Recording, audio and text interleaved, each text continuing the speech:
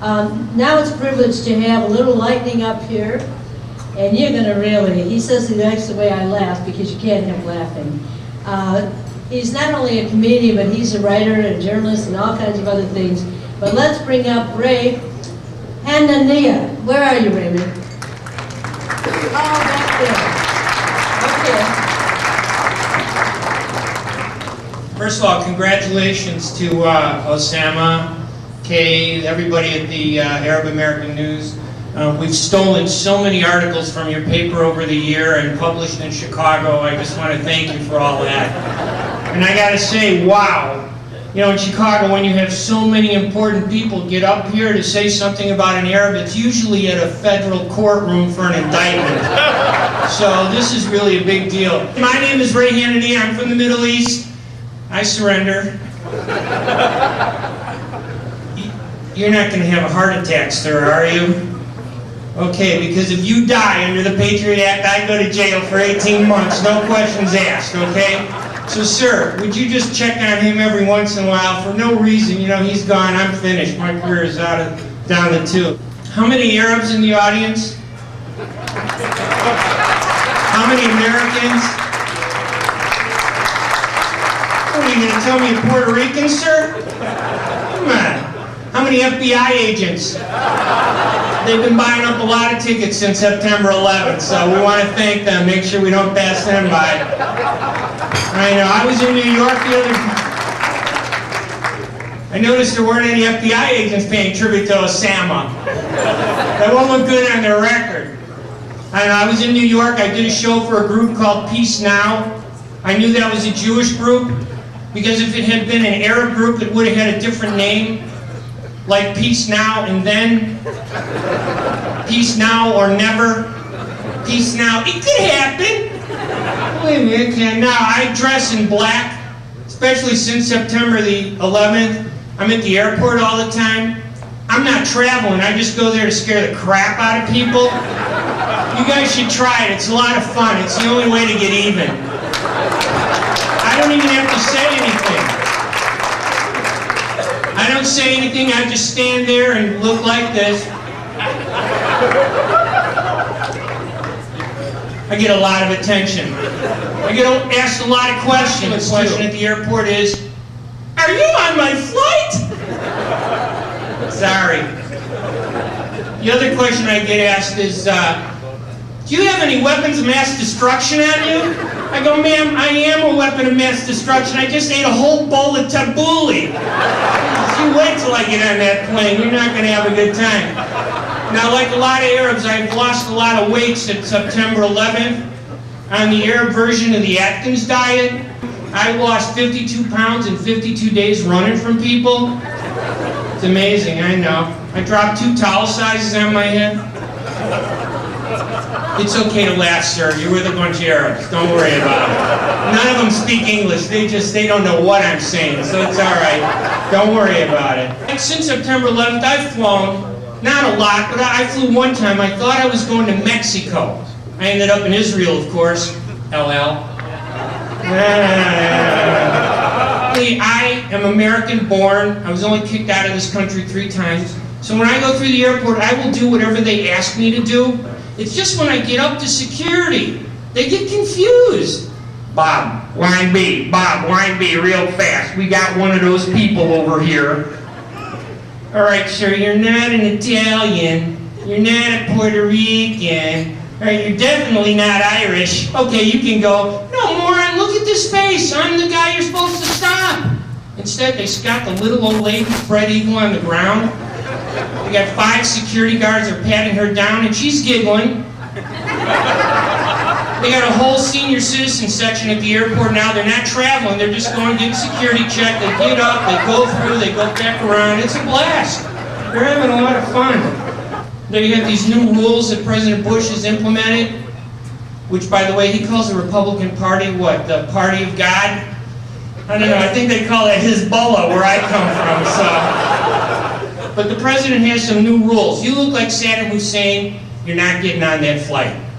I'm sorry, sir. You know, flying's over for you, right? It's done. You got a beard with 3 or more pieces of food in it, You eating any of that food? Turn around and exit security, sir. You're not getting on that plane. And the president's logic is very simple. If we had simple rules like that, we wouldn't have had any problems with that terrorist guy, Richard Reed, the shoe bomber. You remember him? He's going to blow up the plane with his shoes. They promised him 72 virgins. I'm an Arab. I speak Arabic. It's backwards. You read it from right to left. It's one virgin. She's 72 years old. And they promised her to everybody. And anyway, just what I always wanted, to be rejected 72 times. Forget it. That's not my idea of a good time. But anyway, my name is Raymond. I know that doesn't sound like an Arab name, but my mother, when she got married, they came to Chicago in the 1950s. She was in the hospital. All she heard over the intercom was Dr. Raymond, Dr. Raymond, Dr. Raymond. You know Arab moms, right? They want their sons either to be grocery store owners or doctors. And I remember my mom, she really didn't want to come here. She was born in Bethlehem. But when she got here, she was so excited because she got to drive a car. Talk about terrorism. She'd hit that gas, she'd never lift her foot. Talk about a lead foot. She'd be going 100 miles an hour down the street. Nothing could stop her except one thing, grapevines. She'd see grapevines going any place. She hit that brake so hard, all 30 of the kids would go flying over the back seat. It was amazing. She'd stop the car, open the trunk, march all the kids out, pull the plastic bags. We were like locusts. We stripped every grape leaf off of those vines in less than 15 minutes. And we were gone. That's what we used to do, right? And that's how you knew you were in an Arab neighborhood back in the 60s. You'd be driving through and you go, where are the grape leaves? Oh, it must be Arabs living around here. These days, you go through, you know you're in an Arab neighborhood when you see 5 satellite dishes on top of the house. It's really amazing. When I was a kid, it was a little tough. My mom would send me to school with my lunchbox. And, you know, I don't know how many people used to go to school with lunchboxes. They'd have pictures on the lunchbox. My friends would go to school and they'd have pictures of Spider-Man, Superman, Batman, Mickey Mouse. My lunchbox had a picture of Yasser Arafat with an AK-47 holding it up in the air. And I love the man too, by the way. We'd get into the cafeteria to eat. They'd open up their lunch boxes. They had neatly wrapped bologna sandwiches, a Twinkie, a donut, a carton of milk, you know, everything. I'd open mine. It was filled with grape leaves, stuffed squash, stuffed baba ganoush, falafel, tabbouleh, hummus. Can you imagine what that stuff smelled like 3 hours later in school? No wonder you had no friends. And I tell you what, we had toys. They didn't all blow up. Well, maybe a few of them did, but most of the toys were pretty good. I had this toy called G.I. Abdullah. G.I. Abdullah was great. You put him in a war, he dropped his weapons, threw his hands up in the air, and started yelling that hellish scream. Scare everybody in the neighborhood. My sister had a doll. It was called Fatima Barbie. Anybody ever have Fatima Barbie? Anybody called Fatima Barbie? Fatima Barbie was unlike American Barbie. Fatima Barbie only had 2 accessories. The mandatory burqa that covered her from head to toe, hands, feet, face. She looked like a starfish out of water. And let me say, a burqa is not a hijab. 2 different things. And the other accessory was the mandatory brother Fatima Barbie doll. Couldn't sell the doll without it. Also, when I was a kid, people would come up to me all the time and say, what's your nationality? I was 7 years old. I didn't know what nationality meant. What kind of freaking word is that? They said, what's your nationality? We're going to beat the heck out of you. I'd go home, I'd say, Dad, what's my nationality? He goes, oh, God, don't tell him you're Palestinian. Tell him you're Syrian and Lebanese. I said, okay, so the next day in school, they surround me. They're ready to beat the heck out of me. They go, what's your nationality? I said, well, I'm Syrian and my mother's a lesbian, okay? So leave me alone. A lot of people come up to me and they go, hey, Ray, come on, seriously, what's the real scoop on the Middle East conflict? How did it start? And I said, well, it started because the Arabs, we gave the country the wrong name.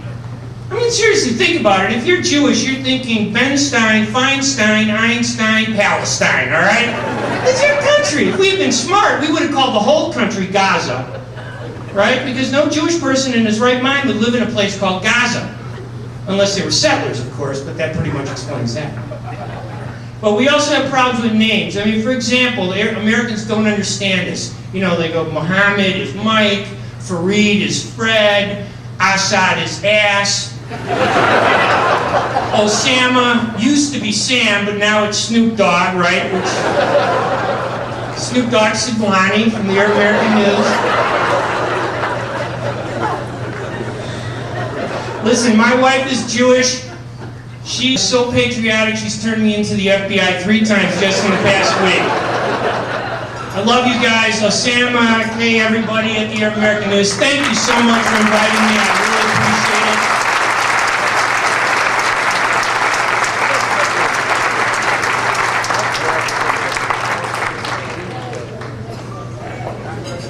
I wrote a book called I'm Glad I Look Like a Terrorist, Growing Up Arab in America.